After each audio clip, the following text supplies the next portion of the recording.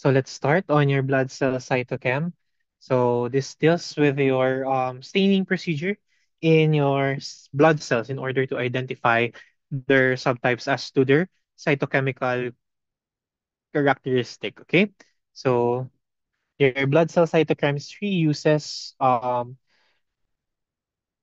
these are the uses of your stain, cytochemical stain. So it is used to the study of the cell differentiation and in the classification of acute leukemia. So we can differentiate every type of your cells depending on their cytochemical properties.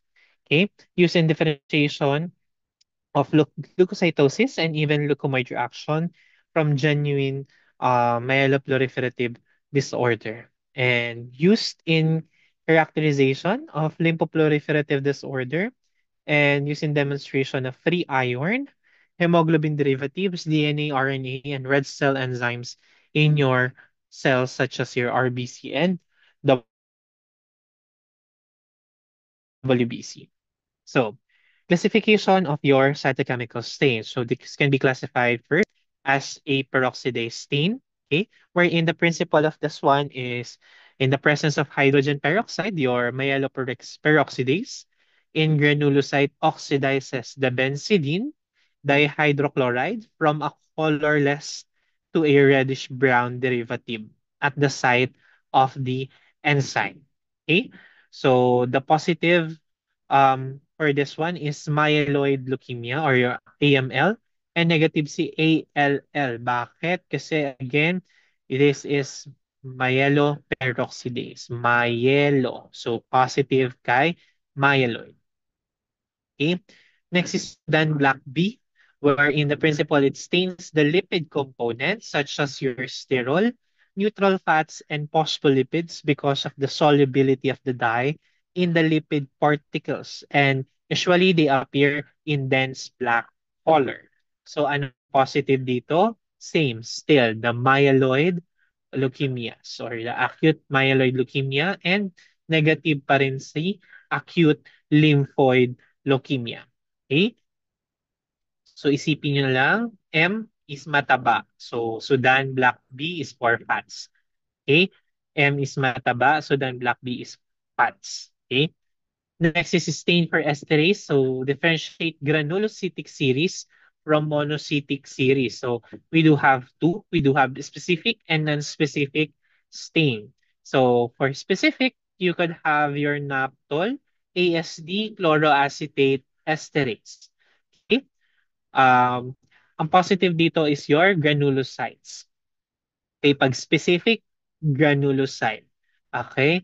Specific is granulocyte. Negative naman si monocytic. Pagka naman si alpha-naphthyl acetate esterase, this is now non-specific. Ano naman ang positive dyan kay non-specific? Monocyte. Monocytic leukemia and negative si granulocytic leukemia. Okay? Um, ang palatandaan ko lang dito is si C. Okay, yung chloroacetate. Si C ay mukhang letter G na kulang. Kaya siya yung granulocytic. Okay? And siya din yung may S sa unahan. Kaya siya yung specific. Okay? Synaptoleus D, AS. D, specific. C, chloroacetate for granulocytic. Okay?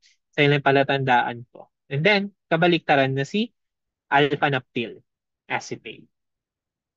Next is your periodic acid shift or reaction or past. So gives positive reaction to polysaccharides, mucopolysaccharides, and glycoproteins and glycogen. More on the carbohydrates ang ini-stain yung past. And the principle involved in this one is our periodic acid shift is an oxidizing agent that converts hydroxyl groups adjacent carbon atoms to aldehyde and further combine with Schiff's reagent to give color red reaction.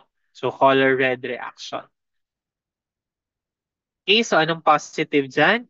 Positive ay yung granulocytes. So all mostly are your myelocytic series. Negative, si lymphocytic series. Okay? Positive, si granulocytic series. Negative, si lymphocytic series. Kasi sabihin natin, your myelocytic series are sugar rich. Okay, madami, myelocytic.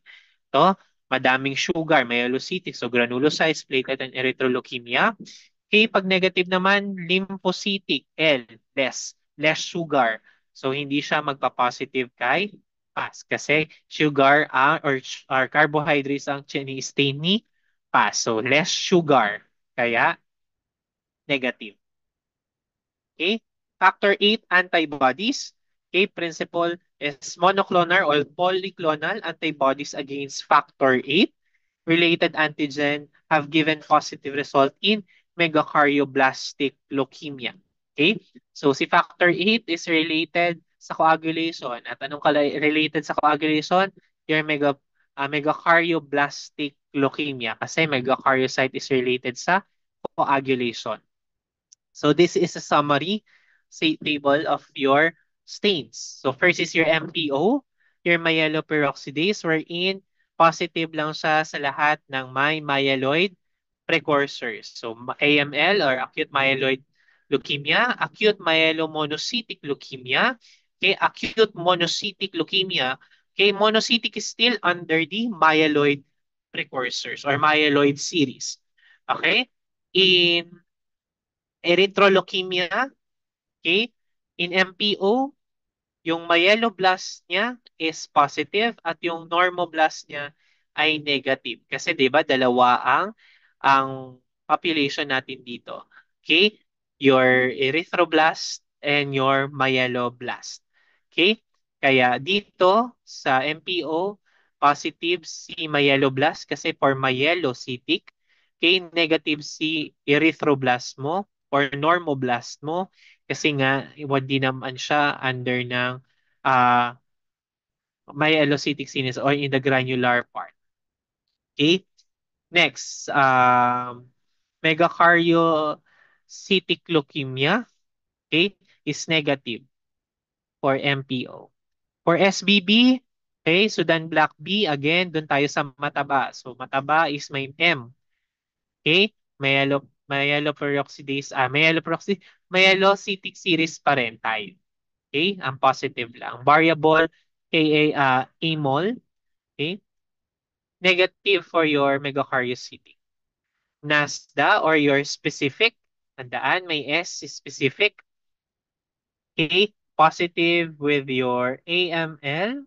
Okay? And your AM mole. Okay? Bakit negative siya kay monocytic? Kasi specific na siya monocytic. Ito, meron pang kasamang myeloid precursors. Okay? Dito wala na. Precursors na pinag-uusapan na, hindi cells.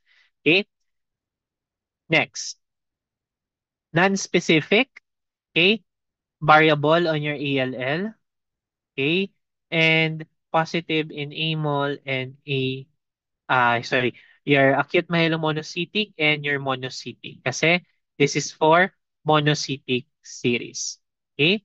Then for PAS or periodic acid shift, positive siya kay erythroleukemia and variable with your other types of leukemia because again si PAS, ano ulit si PAS? Ang ini-stain ni PAS is your sugar. So again, matamis, okay, matamis sugar is very positive. Pero yung leukemic or lymphocytic series is negative kasi less sugar and your Burkitt's lymphoma is also considered. Factor 8, ang positive lang dyan ay si megakaryocytic. Tandaan, factor 8 is related sa coagulation and megakaryocytes are also related sa coagulation. Kaya yun lang pala tandaan nila. Okay, classification. Another is your LAP score or LAP stain, your leukocyte alkaline phosphatase stain. This differentiate your CML from leukomoid reaction seen in severe infection. So usually, the findings are follow. So the normal value is 20 to 100 in scoring. Okay. The CML usually is less than 13 and the leukemoid reaction is more than 100 ang score. In polycythemia vera, usually 100 to 200 ang score niya and the secondary polycythemia is 20 to 100 kaya usually within the normal value. So paano kino-compute itong lap stain? So i-grade mo muna yung staining property, 0 pag no staining, pag faint and diffuse staining, +1. Pag pale with moderate amount of blue stain, 2 plus. Strong blue, 3 plus with precipitated staining. Pag deep blue or brilliant staining with no visible cytoplasm, more on na-cover niya na lahat, that is 4 plus. Okay, so how do we grade? So for example, nakita ka in the in 10 in 10 fields, okay, 5 na 0 ang grading. Okay, 25 na 1 ang grading, 35 na 2 ang grading, 25 na 3 ang grading, and 15 na 4 ang grading. So you multiply each. So 0 times 5 is 0, 25 times 1 is 25, 35 times 2 is 70, 25 times 3 is 75, and 15 times 4 is 60. And then you total all the numbers, okay? Which is equivalent to 230. So this is more than 100. So anong result natin dyan?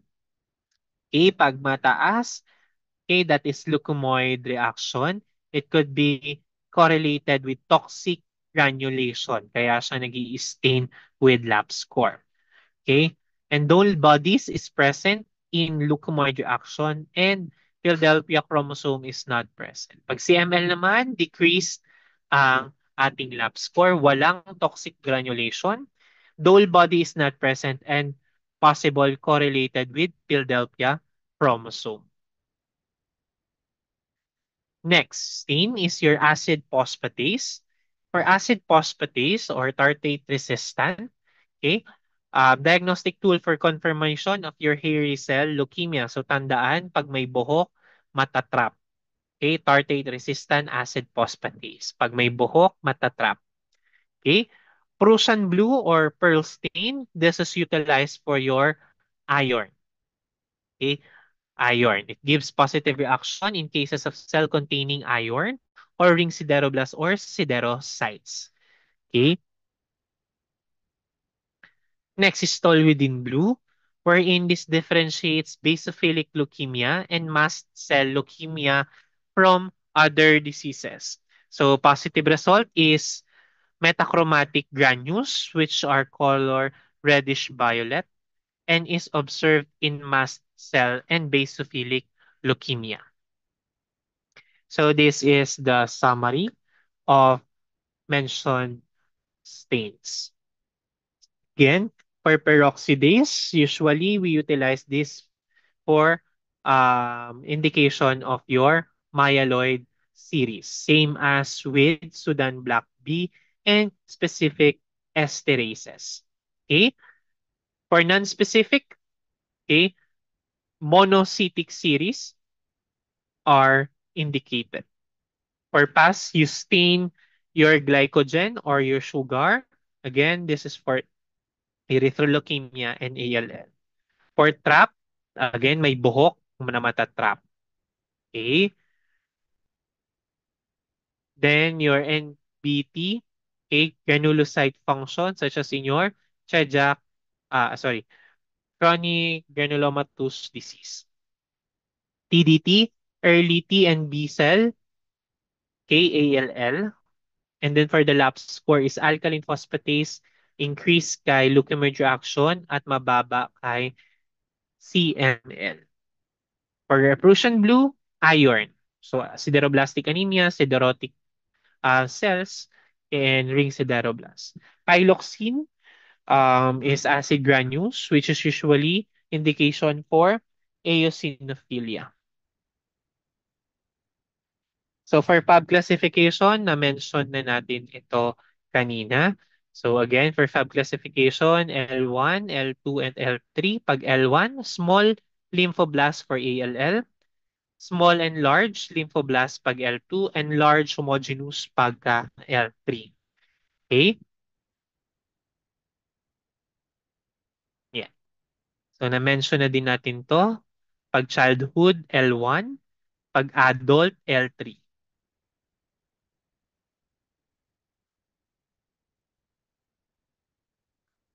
So the acute myeloid sa M1 without maturation. Pag M0, blast lang. M2, okay, myeloblast with maturation, best AML prognosis ulit. And again, M3 is hypergranular promyelocytic leukemia. M3V or variant is microgranular promyelocytic leukemia. And your M4 is myeloblast and monoblast. Pag sa M5, monoblast lang and poorly differentiated from monocytic leukemia and well differentiated pag monocytic leukemia. Okay, for M6 naman, digoglielmo, erythroleukemia. Okay? And M7, pinakamalaking number, megakaryocytic, pinakamalaking cell. They can be pleomorphic and undifferentiated cell with cytoplasmic blebbing. Okay? Myelofibrosis or increase in BM reticulin and positive for platelet peroxidase anti-factor 8. Okay, so our principle of automated blood cell analysis and point of care testing. So this is a short lecture. Okay. So point of care testing is then defined as a rapid diagnostic test performed near the patient or bedside. Okay. Mostly performed by a non-laboratory personnel. So mostly it can be either performed by the um, nurse, okay, the companion of the patient, okay, such as for example your random blood sugar. This could be performed very um easy. You just pick your finger and then drop of blood. Okay, aims to reduce hospital stay and improve patient care. Okay, because you can utilize your POCT as a monitoring device at home that doesn't have any special procedure at all and requires compliance with clinical laboratory improvement amendments or CLIA, wherein you should be able to perform your test in non-hazardous way and in safe way. Okay, the principle of automated blood cell analysis, okay, wherein first is the electronic impedance, okay. This is the very common that is being used now in our laboratories, such as by your Beckman Coulter, okay, and other machines. Okay, cells are counted based on the change in electrical resistance as they pass through an aperture. Okay, so ito yung picture niya. Okay, so this is the aperture. Okay, ayan. Okay, as the cell pass through a laser beam, okay, there would be, sorry, this is optical pala. Okay, optical scatter pala yan. Optical scatter, laser light is scattered by cell to assess size, complexity, and granularity. So, ito yan. So, pag nag-pass through yung cell to the light or the laser, okay, it will be measured, okay, kung ilan yung size niya, and then gaano kadami yung matitake up niyang light as to the granularity. Okay? And it will be identified by your machine. Okay? Then you also have radio frequency, which measures internal cell structure using high frequency current. So, yeah, so radio frequency and optical scatter, we could assess the granules and nucleus of your cell. Unlike your electronic impedance, ano lang, minimeasure niya lang yung size. Okay, nagbabase siya sa size as to counting your cells. While your radio frequency and optical scatter could use more advanced measuring procedure for the nucleus and granules in order for you to have um, a approximate and good reliable result. So this is the electrical impedance. So ano nangyayari dyan? So papasok yung sample mo here. Okay? On the aperture, no, pag pumasok siya dyan, there would be a difference as to the electrical current, okay, or the resistance. Pag gumalaw yan, it will measure your size. Okay? So pag kung gaano kalaki yung disturbance as to the resistance, ganoon din kalaki yung cell na nagpa-pass through. And it will be count as to the range of the size of the cell provided in your machines. So ganito yon. Okay? Yan. So pag radio frequency, kasama yung internal structures na na-assess. Unlike in your um, electrical impedance, wala. Size lang yung na-assess niya. And this could cause also um, false, no? Increase in result, specifically with abnormal shape and size of your cells. So majority of blood cell analysis technique, so electrical impedance, no, widely used in automated hematology analyzer for cell counting. And radiofrequency usually provides information on the cell membrane and nuclear density. Again, the internal structure of your cell. And sa optical scatter, same then with your radiofrequency because they have a key differentiating between various cell types as to, for example, lymphocyte, granulocyte, because they can assess also the internal structure of your cell, such as your granules. Okay? So this is a a plot of your result. So how do we read it? Yan. For example, okay, on your platelet, okay, the platelet are distributed, okay, as to femtoliters. Okay? So andito yung mostly na size ng platelet. Same with your RBC. Okay, meaning this is within the range of 80 to 100. Usually is this normosity. Okay, so then normal din yung count because around 2 to 4 micrometers. So wala masyadong large platelet that you need to do manual counting. So sa WBC naman, okay, i-base niya din yan sa size. Okay? So yan. And of course, you have your um, diff count. Okay, the differential counting is based on the size and nuclear contents. Okay, so lymphocytosis. So in lymphocytosis, okay, suspected EOS immigrants and atypical lymphoblast. So saan yung mataas na size? Dito, some about 50. Okay? Kasi under normal distribution, no, more than 50 yung size. Okay? And then on this one, we have anisocytosis. Paano nasabing merong anisocytosis? Because, okay, medyo tumaas yung sizes as to in the 150. Okay? Would also have a variation in your indices, specifically in your red cell distribution with if you are suspecting anisocytosis. For suspected abnormal distribution of your platelet, okay, makikita natin dyan na um, there is a variation as to the size. Okay, medyo may malalaking platelet. Okay, that could be correlated with your number of platelet. As you can see here, 26 lang yung count niya compared with the normal. Okay, bakit nagiging 26 lang? Kasi yung distribution may mga malalaking platelet that could be implicated as clumps of platelet. Okay? So, ganyan basahin yung graph. And meron na din daw lumalabas nito sa board exam. Okay. Next. Okay. Principal instruments for blood cell analysis. So first is Beckman-Coulter. Okay. This is combined impedance and optical scatter for detailed analysis. So sa impedance, i-measure niya yung cell size as to electrical impulses. And si optical scatter naman, mini-measure niya or chine-check niya yung content of your cells as to your nucleus and granules for, okay, detailed analysis.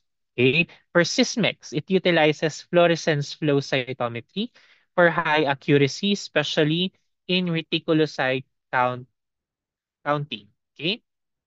So in this one, they provide stains, okay, usually. And okay, as to the adherence on the stain, yun yung usual counting. Okay? And then Abbott, okay, on Abbott brand, focuses on fluorescence and optical technologies. So mas improve kasi you have still internal details that you could check for Abbott, okay, with the utilization of optical technologies. Okay. Next is CCMN, Healthcare Diagnostic, wherein they utilize multiple technologies including impedance and optical technologies. Same sila na ginagamit ni Beckman Coulter. Okay. Limitation in interference in automated analysis. So instrumentation limitation, of course, there would be inaccuracy at extreme high or low blood cell count. So yun nga yung pinakita ko kanina dun sa graph. Kaya you should know how to assess the graph. Okay? The distribution graph. Kasi if ever, no, you could check or double check based on the graph as you see it. Okay? Then, specimen limitation, hemolysis could cause false decrease on your cells. Clotting could cause false decrease or increase depending on the cell type because clotting could cause increase in size, but also okay, accumulation of specific number of cells that cause decreased number of your cells. Our improper handling can affect also the result. You could also have limitation as to pre-analytical errors, specifically in patient identification and collection of your specimen. Calibration and quality control. Okay, for calibration, critical for maintaining accuracy across blood parameters. Of course, we need to calibrate our machine periodically. Okay. Um, and instrument require regular calibration using control material. Okay? And then quality control ensures consistent performance across time and different batches of the test. So usually, yung quality control ang ginagawa every day. Okay? Si calibration, usually periodical yan. Okay? Every quarter, okay, 4 times a year. Pero pag quality control, depende on the laboratory capacity. Usually, if malaki yung laboratory and caters hundreds and thousands of patients, usually they do the QC or quality control, okay, every shifting of their duty. Okay? And of course, our NRL for hematology is your lung center of the Philippines. Okay? Then, clinical utility of automated blood cell analysis. Um, Applications using diagnosis and monitoring of hematological disorders, specifically such as in anemia, leukemia, and clotting disorder. Of course, mas accurate siya because less human intervention and provides reliable, fast, and reproducible data for clinical decision. Okay? Since this has less human intervention, mas reliable yung result niya. If the machine is properly calibrated and within the quality control. It is fast rather than a manual counting, and you can produce your result repeatedly. Benefits, it reduces manual labor and speed ups the result. Okay, that also improves your accuracy. So that's all for our automation.